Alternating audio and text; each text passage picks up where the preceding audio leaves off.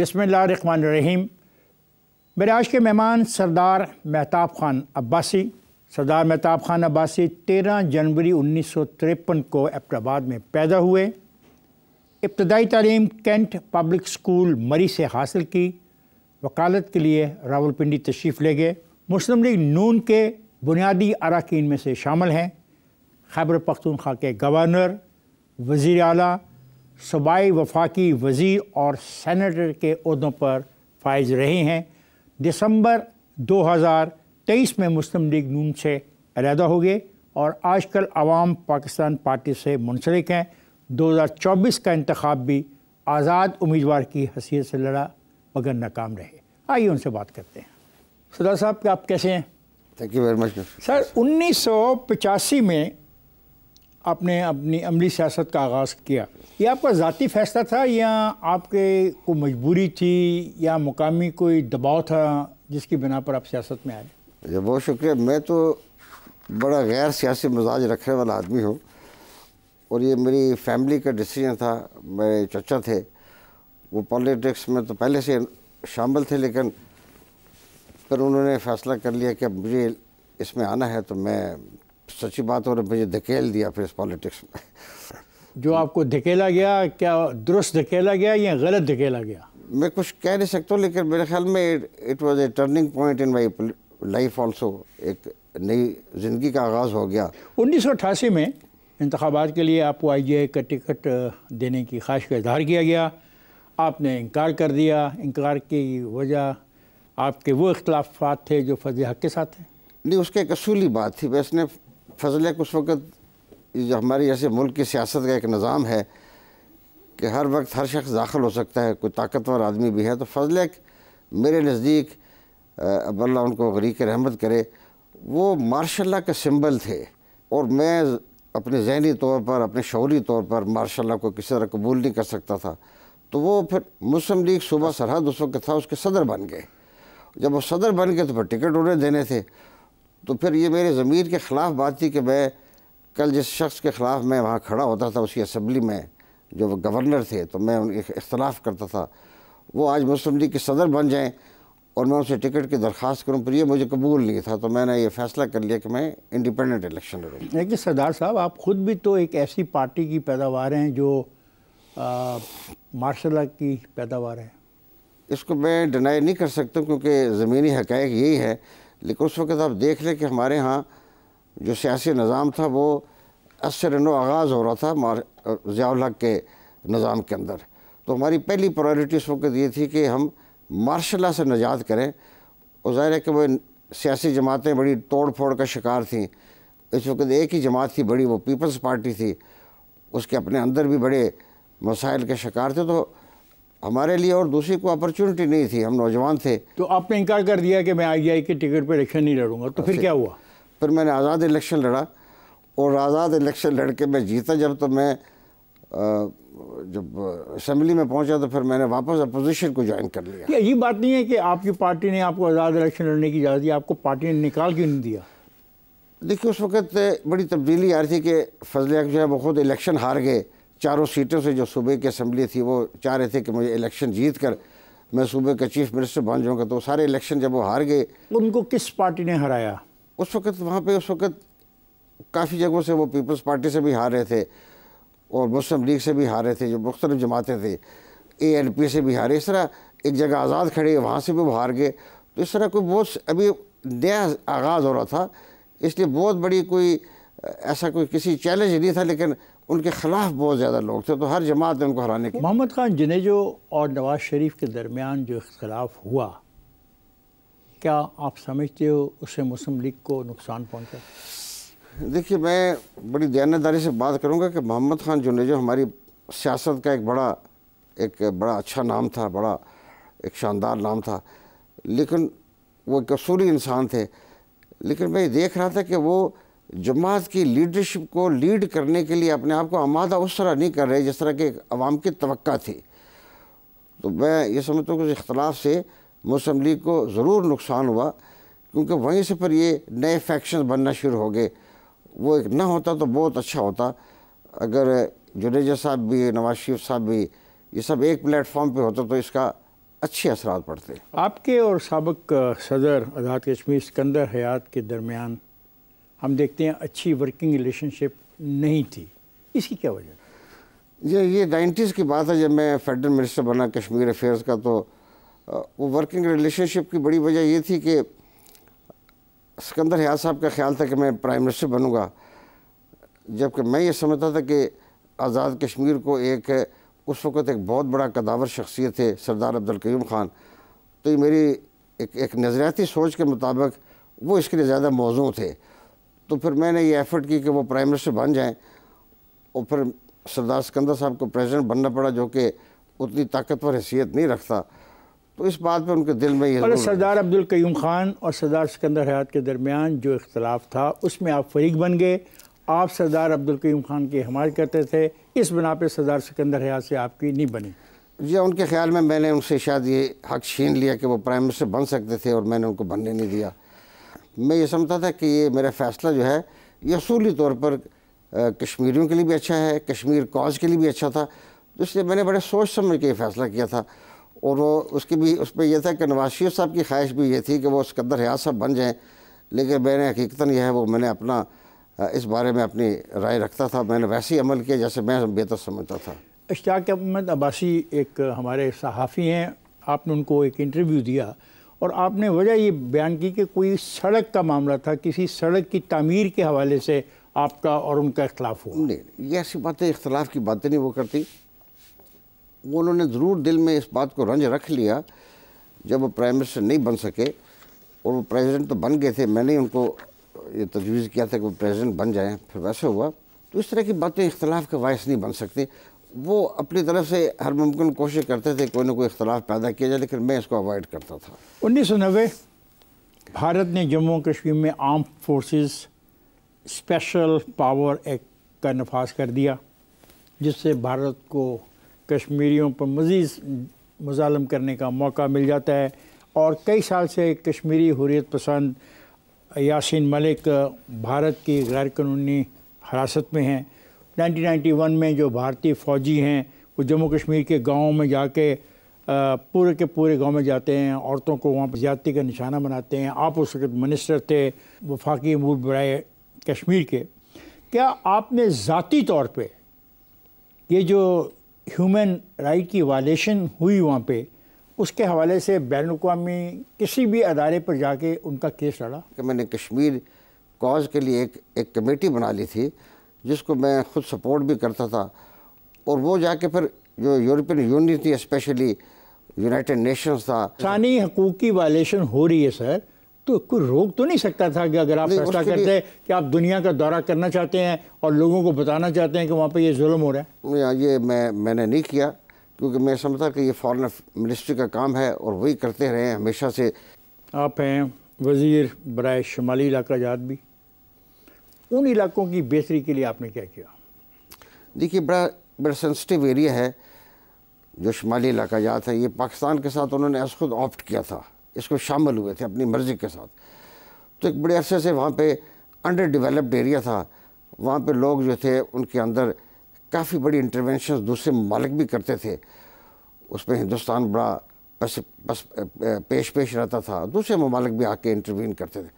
تو میں نے سب سے پہلے کام یہ کیا کہ دوسرے ممالک سے مراد کیا ہے آپ کی؟ دیکھیے وہاں پہ ریلیجس فورسز بھی ڈیولپ ہونا شروع ہو گئی، جن میں مختلف جو تنظیمیں ہیں جو مذہب کی بنیاد پر، آپ سمجھ لیں، میں نام لوں گا تو اچھا نہیں لگے گا، لیکن مذہبی بنیادوں پہ کچھ ممالک جو ہے وہ انٹروین کر رہے تھے. تو آپ نے بہتری کے لیے کیا کہ چلیں میرا سوال تو ہے نا بہتری سے متعلق. بہتری کے لیے کہ سب سے پہلے تو وہاں کے لوگوں کا پاکستان کی حکومت پہ کانفیڈنس بڑا کمزور تھا. اس کی بڑی وجہ تھی کہ یہاں پہ بڑی کوئی نیوٹریلٹی نہیں رکھی جاتی تھی.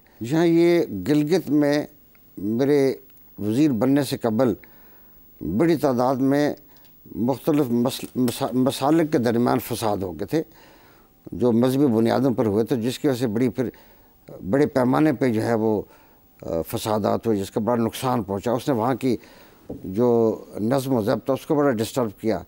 وہاں پہ جو باہمی ہمانگی تھی مختلف مذاہب کی وہ بھی بڑی اچھی تھی، وہ بھی خراب ہوئی. تو اس کے بعد پھر مجھے بہت ایفرٹ کرنی پڑی کہ اس تمام باہمی ہمانگی کو بتدریج جو ہے آپس میں جوڑا جائے. تو اس سے مجھے پھر کافی کوشش کرنے بڑی کامیابی حاصل ہوئی. تو میں نے بڑے نئے انیشیٹوز لیے اور تقریباً کوئی ایسا علاقہ نہیں جہاں پہ میں نے سڑکوں کو، سکولز ہیں، کالجز ہیں، بجلی کے منصوبے ہیں، ایگریکلچر ہے، فارسٹ ہے، اس کے اندر میں نے بڑی انٹرونشنز کی اور نئے منصوبہ جات دیے جو آج اس کے نتیجے میں آپ ایک نئے جو اب آغاز آپ کو وہاں ملتا ہے. ایک بڑی تبدیلی آئی ہے جو ڈیولپمنٹ کی. اس کا آغاز اصل میں 1990 میں نے رکھا تھا اور بڑا فوکسڈ رکھا تھا اس کا. سردار صاحب یہ اب 93 میں اگر ہم دیکھتے ہیں تو یہ خواہش تھی کہ آپ کو خیبر پختونخوا کا وزیر اعلیٰ بنا دیا جائے، لیکن صابر شاہ پہ اتفاق رائے ہوا، آپ نہیں بنے. کوئی پارٹی کے اندر سازش تھی آپ کے خلاف یا کیا ہوا تھا؟ نہیں، ایسا نہیں تھا. پارٹی کے اندر سے تو مجھے اس وقت نواز شریف صاحب نے مجھے نامنیٹ کیا تھا، لیکن جو ہمارے کولیشن پارٹنرز تھے عوامی نیشنل پارٹی، ان کے خیال میں مجھ سے زیادہ صابر شاہ صاحب ان کو سوٹ کرتے ہیں. وجہ؟ اب وجہ میں نے پوچھنے کی کوشش نہیں کی، لیکن دو وجوہات مجھے نظر آتی ہیں. ایک تو یہ تھے کہ وہ سمجھتے ہیں کہ صابر شاہ صاحب ان کے لیے نرمی اختیار کر لیں گے، میں ذرا مزاجاً ذرا اپنا فرم رکھتا ہوں، سختی رکھتا ہوں، اپنے اصول پہ چلتا ہوں. تو اس لیے آپ کو پتہ ہے کولیشنز میں جب آپ کام کرتے ہیں دوسری جماعتوں سے تو آپ کو کہیں نہ کہیں آپ کو گیو ان کرنا پڑتا ہے. تو میرے لیے مشکل تھا. ان کے خیال میں Nawaz Sharif wanted you to be the chief minister. ایسے تھا. شور. یس. کہاں ملاقات ہوئی، کب پیغام آپ کو؟ انہوں نے مجھے جب فوراً الیکشنز ہوا، الیکشن ہونے کے فوراً بعد 1993 میں انہوں نے مجھے سب سے پہلے کہا کہ آپ یہ چیف منسٹر ہوں گے ہماری طرف سے. تو میں نے ان سے کہا کہ دیکھیے ہماری جماعت عوامی نیشنل پارٹی کی تعداد ہم سے زیادہ ہے، تو پہلی آپشن تو یہ کہ یہ آفر ان کو کی جائے کہ وہ چیف منسٹر بن جائیں، یہ ان کو دیا جائے. تو انہوں نے کہا نہیں، میں نے بات کر لی ہے، وہ اس بات سے اتفاق کرتے ہیں کہ مسلم لیگ جو ہے اس کو وزارت اعلیٰ دی جائے، تو اس لیے یہ فیصلہ ہم نے کیا اور آپ ہوں گے. تو جب میٹنگ کے لیے ہم اسلام آباد پہنچے کوئی 2-3 دن کے بعد، تو وہاں پر پھر مجھے محسوس ہوا کہ جو صابر شاہ کی حمایت ANP کی طرف سے کون کر رہا تھا؟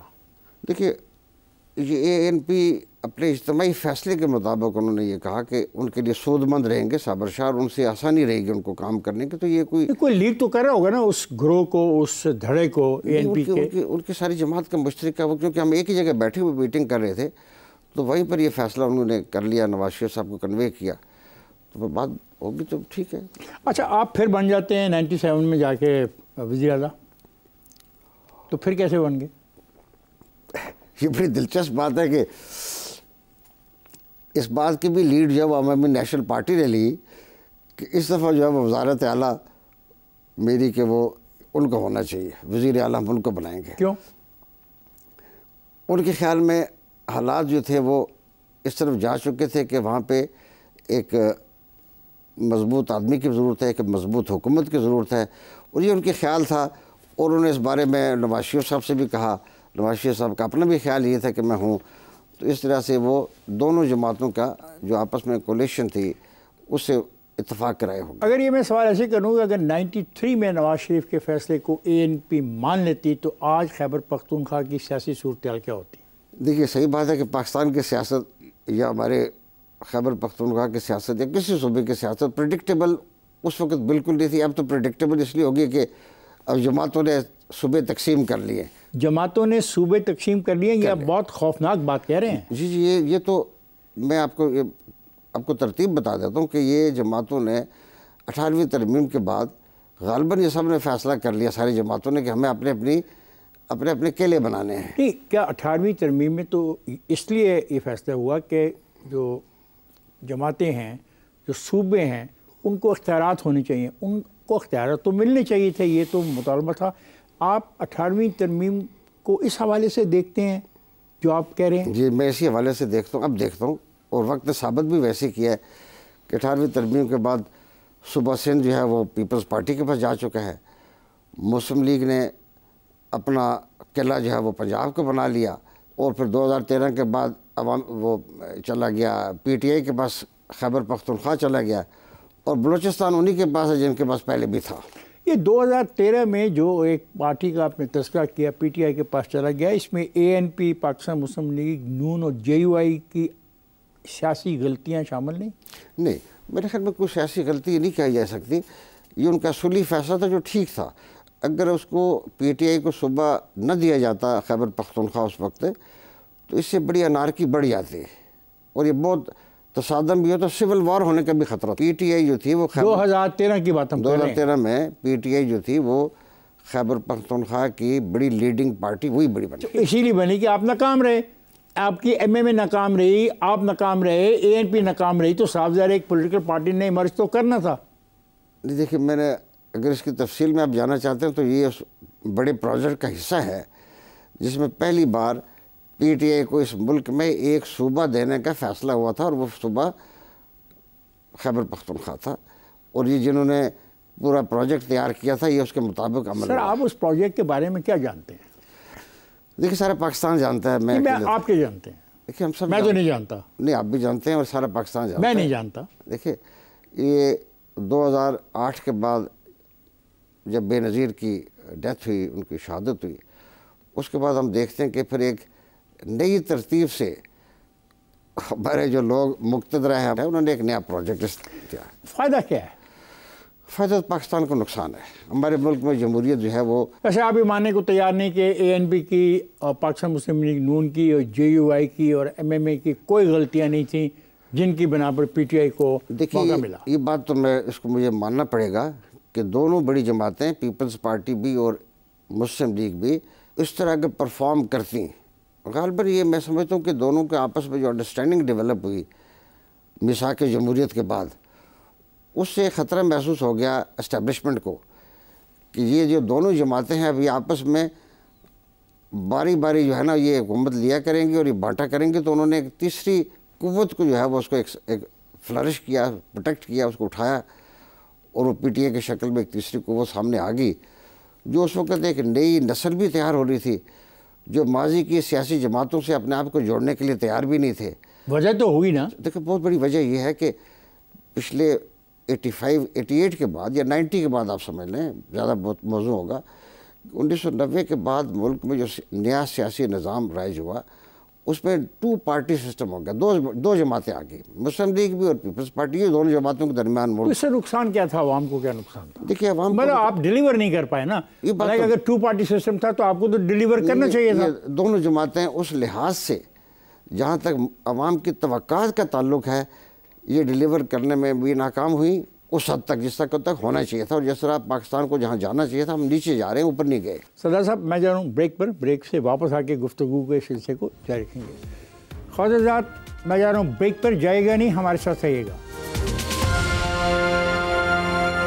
Welcome back. خواتین حضرات بات ہو رہی ہے مہتاب خان عباسی سے. آئیے گفتگو کے اس سلسلے کو جاری رکھتے ہیں. کیا آپ ہزارہ صوبہ بنانے کی حمایت کرتے ہیں؟ میں واحد آدمی ہوں اپنے صوبے سے جو ہزارہ صوبے کے لیے حمایت نہیں کرتا تھا. میں نے سرعام اس کے حق میں بات نہیں کی. میں نے بلکہ مخالفت اس لیے بنیاد پہ کی کہ میں یہ سمجھتا تھا کہ ہزارہ کی بنیاد پہ صوبہ بنانا یہ اصل میں خیبر پختونخوا کے مستقبل کو اور پاکستان کے مستقبل کو بڑا نقصان پہنچے گا. اور اس کا نتیجہ ہم دیکھتے ہیں کہ مطلب یہ بات کلیئر ہوگی نا. آپ ذاتی طور پہ بطور سردار مہتاب خان عباسی ہزارہ صوبہ بنانے کی مخالفت کرتے ہیں، یہ بات سمجھ آ گئی. 18ویں ترمیم میں فیصلہ کرنے والوں نے فیصلہ کر لیا تھا کہ ہر پارٹی کو ہر صوبے میں اقتدار دے دو. تو پھر ہزارہ صوبہ کا جو مسئلہ ہے اس کے پھر حامی کون تھے؟ 18ویں ترمیم میں جب ہزارہ کے صوبہ سرحد کا نام خیبر پختونخوا رکھا گیا اس میں ایک بڑا ریئیکشن آیا ہزارہ کے اندر. یہ 2010 کے بعد آیا، اسی وقت اس کے 1-1.5 مہینے کے اندر. تو اس وقت یہ مطالبہ اس لیے پکڑا گیا کہ یہ 18ویں ترمیم میں ترمیم جو ہوئی صوبہ سرحد کے نام کی تبدیلی کی، یہ عوامی نیشنل پارٹی کے دباؤ پر ہوئی. تو جس سے پھر ریئیکشن پیدا ہوا کیونکہ ہزارہ کے لوگ یہ سمجھتے ہیں کہ انہوں نے پاکستان بنانے میں اور صوبہ سرحد کو پاکستان میں شامل کرنے کے لیے سب سے بڑی قربانی دی ہے. تو اس لیے یہ ایک ریئیکشن تھا ان کا. آپ کو گرفتار کیا جاتا ہے گندم سکینڈل میں، کتنی پیسے کمائے آپ نے اس سکینڈل میں؟ مجھے 20 سال لگے ہیں اپنی جان اسے نجات حاصل کرنے میں. 20 سال. تو پیسہ بھی اتنا کمایا ہوگا نا کہ 20 سال لگے. اگر وہ کوئی پیسہ میں نے کمایا تھا تو وہ میری کھال کھینچ کے بھی نکال لیتے مجھ سے. 14 سال سزا ہوئی، 20 ملین جرمانہ ہوا، کوئی بڑا ہی کام کیا ہوگا آپ نے. یہ ایسا کام تھا جس میں حکومت صوبہ سرحد کا 1 روپیہ بھی نہیں لگا. یہ سارا ایک جعل سازی تھی، ایک جعلی کام تھا، اور مجھے صرف سزا دینے کے لیے کام ڈھونڈا گیا تھا۔ وہ جعلی کام میں آپ کے دستخط کہاں سے آ گئے ہوں؟ کوئی دستخط نہیں تھا، کیسے فیصلے کیسے؟ کوئی فیصلے میرے شامل تو نہیں۔ پھر کیس کیا تھا؟ دیکھیے اس ملک میں کیس بنانا کون سا مشکل بات ہے؟ کیس کیا تھا؟ کیس یہ تھا کہ میں نے صوبہ سرحد میں مہنگی گندم جو ہے وہ پرائیویٹ سیکٹر سے خریدی۔ کیوں خریدی؟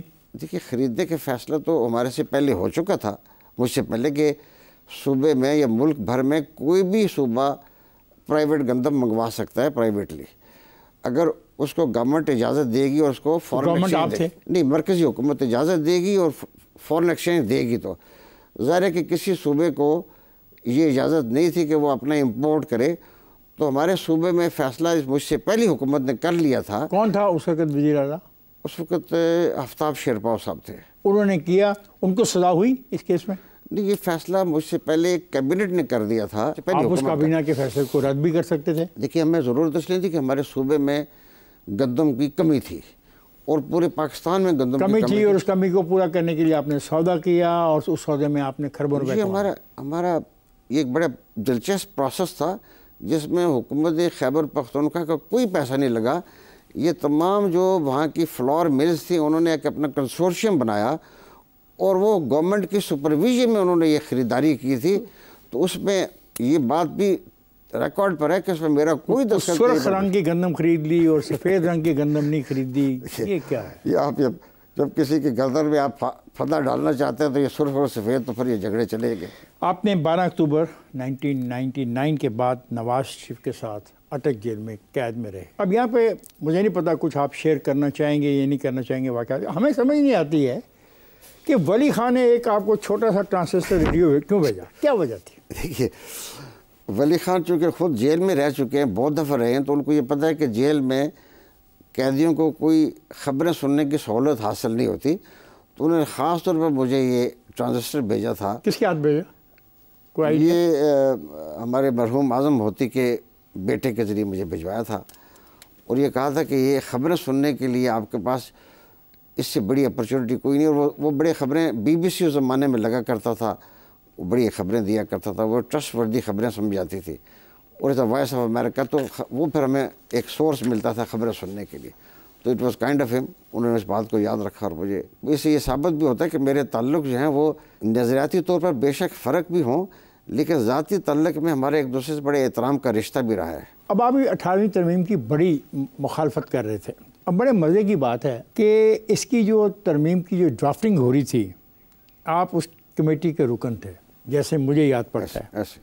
اب ہے کہ جب وہاں پہ صوبے کے نام کی تبدیلی کی بھی تجویز آئی، کیا یہ درست ہے کہ آپ چاہتے تھے کہ صوبے کا نام ہزارہ پختونخوا رکھا جائے، اور بعد آپ کے کہنے پہ خیبر کا لفظ لگانے سے معاملات طے ہوئے؟ یہ کیا ہوا کیا؟ آپ بتائیں۔ اس کے یہ ہوا کہ جب 18ویں ترمیم کے صوبے کے نام کی تبدیلی پر ہم پہنچے، تو اس وقت میں نے اسے رجسٹ کیا کہ یہ نام بدلنا نہیں چاہیے، جو چل رہا ہے اس کو چلنے دیں اس کو۔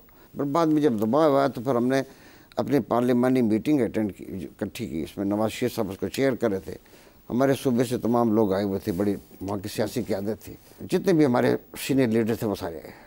تو وہاں پر پھر یہ ہم نے اس کو سارے لوگوں نے اس کو اخلاف رجسٹ کیا اس کی تبدیلی کو۔ بہرحال چونکہ ہم یہ چاہ رہے تھے کہ ایک اچھے ماحول میں 18ویں ترمیم ہو رہی ہے، ایک دوسرے سے انڈرسٹینڈنگ ڈیولپ ہو رہی ہے، تو یہ تبدیلیاں آنی ہیں، تو اس پہ سب کی رائے پھر یہ بن گئی کہ اس کا نام ہزارہ پختونخوا رکھا جائے، ہزارہ۔ تو اس پہ پھر وہ ہمارے کچھ لوگ تھے، ان کی کمیٹی بنائی گئی کہ یہ تجویز کریں گے۔ کون کون کمیٹی میں تھا؟ اس میں سرانجام خان تھے، اقبال جھگڑا صاحب تھے، اس طرح کے چند اور نام تھے، کافی سال گزر کے مجھے نام تھا۔ تو پھر انہوں نے کنسیڈ کر لیا کہ پھر یہ خیبر پختونخوا نام ہو جائے، تو یہ کسی کو بھی اعتراض نہیں ہوگا، ہزارہ کے لوگ بھی اس کو مان لیں گے، کیونکہ ان سب کا خیال تھا کہ ہزارہ اگر نام رکھا جائے تو یہ بہت ہی زیادہ اس سے آپس میں کنفرنٹیشن بڑھے گی، جو کہ میرے خیال میں بڑی غلط فہمی تھی۔ اگر یہ رکھ لیتے نام تو اس سے ہزارہ میں کافی سیٹسفیکشن ہو جاتی، یہ نام اچھا ہوتا تھا۔ ہمارے صحافی دوست ہیں محسن رضا، وہ لکھتے ہیں کہ 18ویں ترمیم کے بعد ہزارہ کے لوگ آپ کے مخالف ہو گئے، کچھ ہوا یا نہیں ہوا وہ آپ کے مخالف ہو گئے۔ کیوں مخالف؟ اس کی بڑی وجہ تھی، ایک تو میں اس کا سیگریٹری بھی تھا، اور دوسری جب یہ ہے کہ جب وہاں پہ ہزارہ کے اندر ایک تحریک چلی اس کے فوراً بعد، تو بدقسمتی سے ایبٹ آباد کے اندر پھر بڑی بلڈ شیڈ ہو گیا، کافی لوگوں کی تعداد میں لوگ وہاں پہ شہید ہو گئے، مارے گئے، اور پھر پولیس نے فائرنگ کی، اور کچھ ایسے لوگ بھی تھے جو سامنے آ کر انہوں نے وہ بہت لوگوں کا خیال یہ ہے کہ وہ پولیس کے لوگ نہیں تھے جنہوں نے اس فسادات کو کروایا، وہ کوئی ایسے لوگ تھے جو مقامی نہیں تھے، باہر سے لوگ تھے. یہ بات بہت لوگ کہتے ہیں. تو لوگ آپ کے کیوں مخالف ہو گئے؟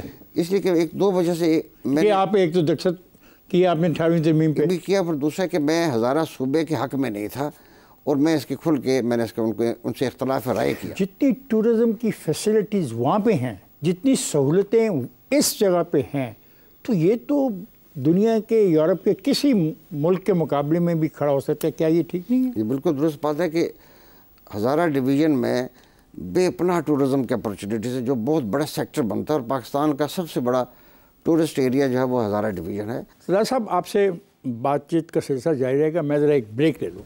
خواتین حضرات، میں جا رہا ہوں ایک بریک پر، جائے گا نہیں، ہمارے ساتھ رہے گا. Welcome back. خواتین حضرات، آپ سن رہے ہیں ہماری گفتگو، اور مہمان ہیں مہتاب عباسی صاحب. اس گفتگو کے سلسلے کو ہم جاری رکھتے ہیں. کیا آپ احمد ولی خان کے اس موقف کی حمایت کرتے ہیں کہ خیبر پختونخوا کا نام تبدیل کر کے صرف پختونخوا رکھ دینا چاہیے؟ میرے خیال میں ہمارے پاکستان کو اب ان چیزوں کی ضرورت نہیں ہے. بدقسمتی سے خیبر پختونخوا کا نام بدلنے کے بعد یہ عوامی نیشنل پارٹی کو بڑا نقصان یہ پہنچا، ان کی سیاست ختم ہو گئی، اور اس کے بعد وہ پھر نام بدلنے کے بعد وہ بالکل بیٹھ کے رہ گئے. مطلب ان کی ساری سیاست نام پر تھی، ترقیاتی کاموں پہ نہیں تھی، عوام کی بنیادی خدمت پہ نہیں تھی، نام مانا گیا. لیکن سر، ان کی قربانی بہت ہے. جو طالبان نے ان کے ساتھ کیا، جو ٹی ٹی پی نے ان کے ساتھ کیا، ان کے خاندانوں کے خاندان ختم کر دیے. اس پہ تو آپ اس پہ تو میں آپ کو یقینی طور پہ کہتا ہوں کہ ہمارے صوبے میں عوامی نیشنل پارٹی کی جو سیاسی جمہوری جو جدوجہد ہے، اس کے ان کی کنٹریبیوشنز کو، ان کے ایفرٹ کو ریکگنائز کرنا پڑے گا. آپ نے 2013 میں خیبر پختونخوا میں مخلوط حکومت بنانے کی میاں نواز شریف اور مولانا فضل الرحمان کی مشترکہ خواہش کی مخالفت کی. کیا یہ آپ کا موقف غلط ثابت نہیں ہوا؟ دیکھیے، حالات تو یہ بتاتے ہیں کہ یہ فیصلہ غلط تھا، لیکن اصولی طور پر میں سمجھتا ہوں کہ درست فیصلہ تھا. کیا اصول تھے آپ کے؟ دیکھیے، اصولی طور پہ جس جماعت کو اکثریت ملتی، اور نواز شریف صاحب، آپ کو میں وضاحت کر دوں، ان کی یہ خواہش تھی کہ جو اکثریتی جماعت ہے اسی کو دیا جائے، اور وہ اس میں شامل تھے میرے ساتھ. ہم دونوں کا اتفاق تھا کہ پی ٹی اے اکثریتی جماعت ہے، اس لیے اس کو یہ دینا چاہیے. میرا خیال ہے یہ بات آپ نے بعد میں سوچی ہے. نہ آئی ایشور یو ون تھنگ، میں آپ کو یقین سے کہوں گا، جس وقت بیٹھ کے بات کر رہا ہوں، یہ یقینی بات یہ ہے کہ پہلے لمحے سے ہمارا یہ اتفاق تھا کہ یہ اکثریتی جماعت ہے، ان کو موقع ملنا چاہیے. آپ کے دور گورنری میں آرمی پبلک اسکول پشاور پہ حملہ ہوا، جس کے بعد آپ نے گورنر ہاؤس پشاور میں آل پارٹیز کانفرنس کی میزبانی کی. کانفرنس میں اس وقت کے وزیر اعظم نواز شریف، اپوزیشن لیڈر عمران خان سمیت تمام سیاسی و عسکری قیادت نے شرکت کی. دہشت گردی کے خلاف نیشنل ایکشن پلان کی منظوری دی گئی. کیا پشاور واقعہ میں ملوث تمام ملزمان کو کیفر کردار تک پہنچا دیا گیا؟ ہماری جو جنگ ہے، یہ پاکستان آپس میں لڑ رہے ہیں، ہم آپس میں لڑ رہے ہیں. سر، میں ایک واقعے کی بات کر رہا ہوں جس میں ساری قوم اکٹھی تھی، آپ کے ساتھ تھی، فوج بھی تھی، سیاسی جماعتیں بھی تھیں، بچے تھے، اسکول میں پڑھنے گئے، they were butchered, people were arrested. لوگوں کو سزائے موت کی سزا سنائی گئی. کیا بنا؟ کچھ نہیں بنا.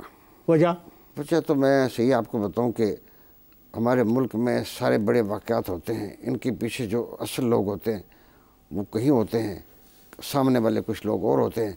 میری دانست میں تو اصل مجرم اس کے پکڑے گئے ہی نہیں. وہ کچھ لوگ تو یہ بات کہی جاتی ہے، وہ درست بھی ہے کہ وہ مارے بھی گئے ہیں بعد میں، کسی ڈرون اٹیک میں ان کو مارا گیا، کسی طرح ان کو قتل، ان کو ضرور کیفر کردار تک پہنچایا گیا، لیکن کسی کو عدالتی نظام کے ذریعے کوئی سزا نہیں ہوئی. جن لوگوں کو سزائیں ملیں ان کے حوالے سے مخالفین الزام لگاتے ہیں کہ پی ٹی آئی کے گورنمنٹ نے ان کو نہ صرف چھوڑا بلکہ ان کی سزائیں بھی معاف. میرے خیال میں ہمیں ریکارڈ کو درست کرنا چاہیے کہ یہ بات درست ہے کہ پی ٹی اے کی حکومت میں ان تمام لوگوں کو جو طالبان سے تعلق رکھتے تھے، تحریک طالبان ٹی ٹی پی سے تعلق رکھتے تھے، ان کو واپس پاکستان میں لا کے بسایا گیا، ان کو اجازت دی گئی، ان کو معافی بھی دی گئی. لیکن اس جو اسکول کے واقعے میں ملوث افراد تھے وہ کبھی میرے علم کے مطابق کبھی سوات میں جو لوگ ملوث تھے ان میں سے 2 بڑے نام تھے جن کو سزائے موت دی گئی، اور صدر پاکستان نے ان کی سزائے موت معاف کر دی ہے. ٹھیک ہے جی، یہ صحیح بات ہے. کہا جاتا ہے، میں کوئی آپ کو یقین سے نہیں کہہ کہ سابق گورنر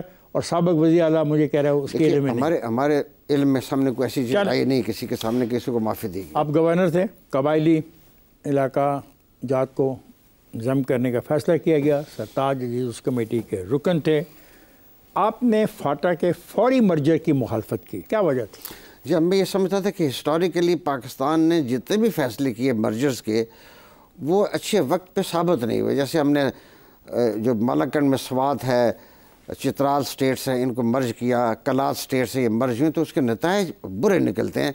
ہمیں بتدریج اس عمل کی طرف جانا چاہیے. تو ہسٹوریکلی جو قبائلی علاقہ ہے یہ افغانستان اور پاکستان کے درمیان ایک بفر کے طور پہ کام کرتا رہا.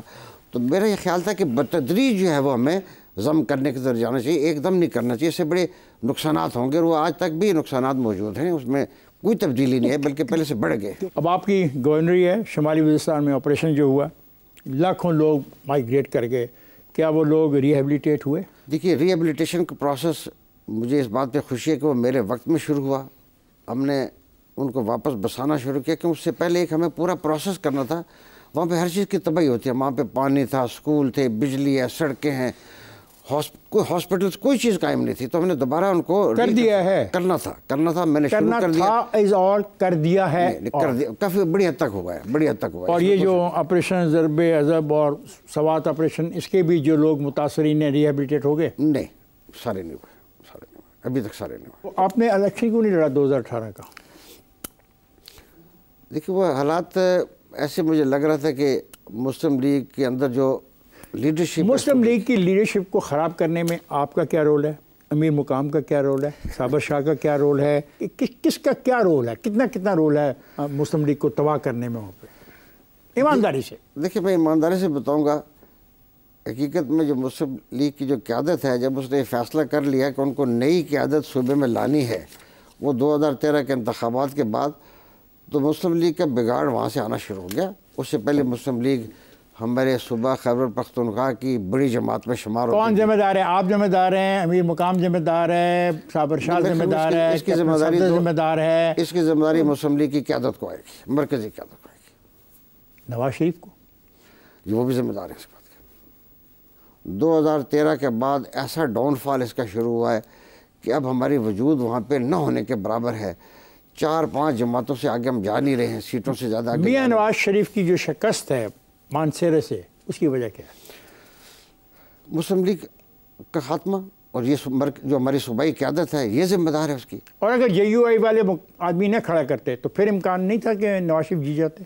دیکھیے ہر سیاسی جماعت نے اپنا کیوں میدان چھوڑے. میں اس کو سمجھنے سے قاصر ہوں کہ صرف مسلم لیگ تھی جو عوامی نیشنل پارٹی کے لیے وہاں پہ اپنے سپیس دیتی تھی, باقی کوئی جماعت کسی کو سپیس نہیں دیتی. سر یہ جو مقامی انتخابات ہوئے جہاں پہ آپ کے بیٹے کے معاملے سے سارا مسئلہ شروع ہوا, یہ 2 حصوں میں ہوئے.